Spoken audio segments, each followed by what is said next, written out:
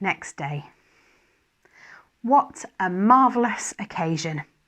After weeks of struggling against human doubt and prejudice, something has finally gone utterly right.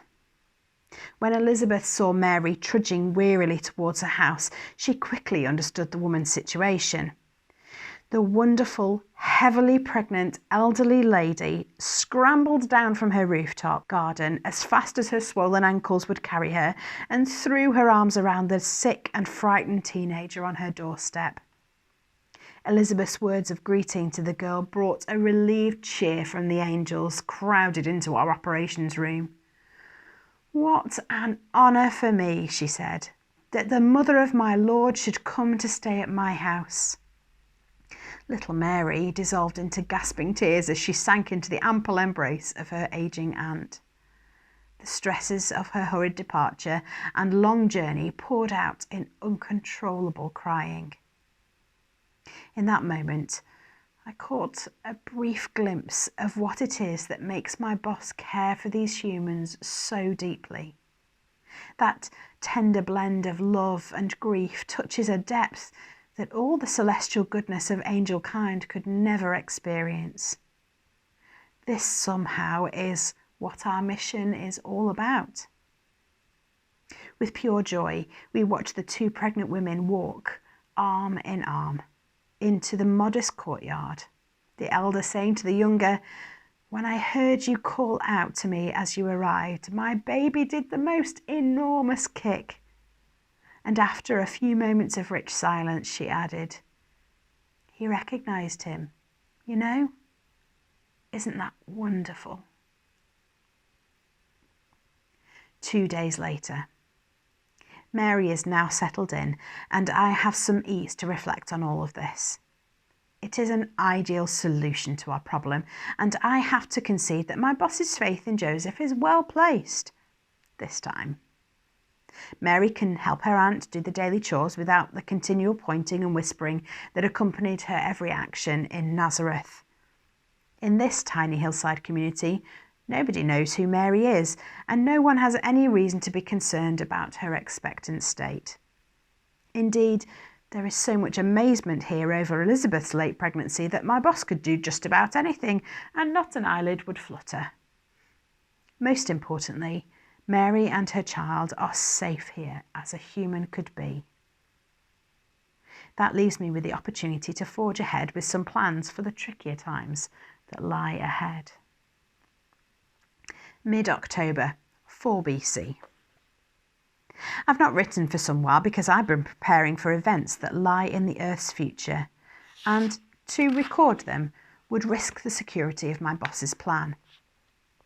Down on the blue and white sphere of Earth, life has been fairly calm as far as our interests are concerned. Mary stayed with Elizabeth until shortly before the elderly mother's first child was due to be born, and is now making her way back north at a gentle pace. I've put Archangel Raphael in charge of looking after Elizabeth and her unborn son, John. That leaves me free to concentrate on the main campaign. For us, a key item of Earth news has been announced today by Emperor Augustus. He wants a thorough survey of all Roman territories. In order to divide up any groups of troublemakers, the wily politician has demanded that every man must register for the census in the town of his birth.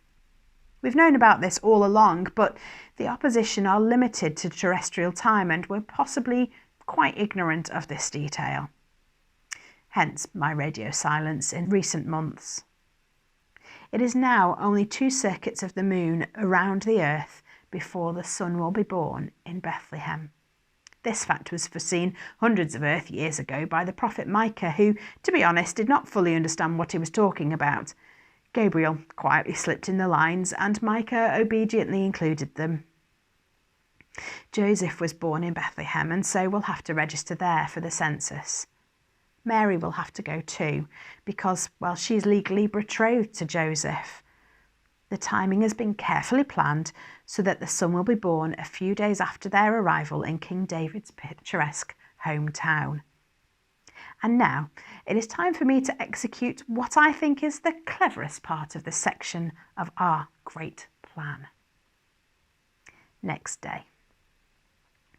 This morning, less than 24 Earth hours after the emperor signed his census edict in Rome, an apparently ordinary human checked into a quiet hotel on the edge of Bethlehem. Under the disguise of a Greek historian researching the descendants of King David, he is, of course, an angel.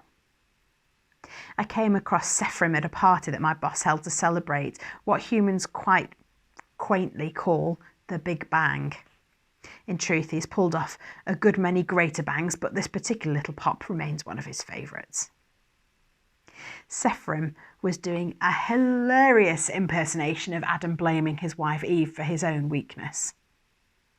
At the time of the party, I was particularly concerned about the crowds that we were expecting in Bethlehem around the time of our big event.